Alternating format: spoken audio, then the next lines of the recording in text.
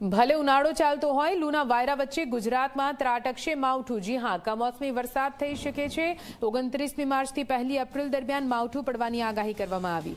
અડધો ઇંચ સુધી વરસાદ પડવાની હવામાનની આગાહી છે। વેસ્ટર્ન ડિસ્ટર્બન્સના કારણે ગુજરાતમાં માવઠું ત્રાટકશે। 30મી માર્ચે કચ્છ અને પાટણમાં માવઠું પડવાની આગાહી છે। 30મી માર્ચે બનાસકાંઠા અને મહેસાણામાં પણ પડી શકે છે માવઠું। 31મી માર્ચે સુરેન્દ્રનગર, અમદાવાદ અને કચ્છમાં માવઠું પડશે।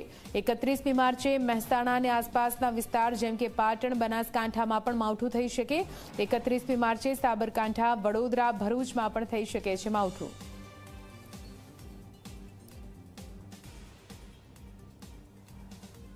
તો 30 માર્ચે બનાસકાંઠા, મહેસાણામાં માવઠું આવી શકે। 31મી માર્ચે સુરેન્દ્રનગર અને અમદાવાદમાં વરસાદ આવી શકે છે। કમોસમી વરસાદ જે ખેડૂતોની ચિંતા વધારશે।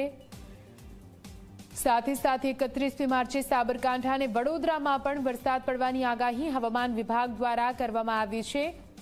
ભરૂચ, આણંદ અને પંચમહાલમાં પણ 31મી માર્ચે વરસાદ પડી શકે છે। આ કમોસમી વરસાદ જે લોકોની ચિંતા વધારશે, સાથે રોગચાળો પણ વકરી શકે છે। 1 એપ્રિલે પણ વરસાદની આગાહી છે।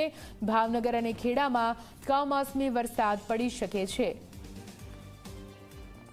1 એપ્રિલે આણંદ અને નર્મદા તેમજ છોટાઉદેપુરમાં પણ માવઠું થવાની શક્યતા વ્યક્ત કરવામાં આવી છે। આ સાથે 1 એપ્રિલે દાહોદ, પંચમહાલ અને મહીસાગર જિલ્લામાં પણ વરસાદ પડી શકે છે। 1 એપ્રિલે અરવલ્લીમાં પણ વરસાદની આગાહી કરવામાં આવી છે। એટલે કે ગુજરાતના અલગ અલગ જિલ્લાઓમાં વરસાદની આગાહી છે। અરવલ્લી જિલ્લામાં પણ કમોસમી વરસાદ થઈ શકે છે।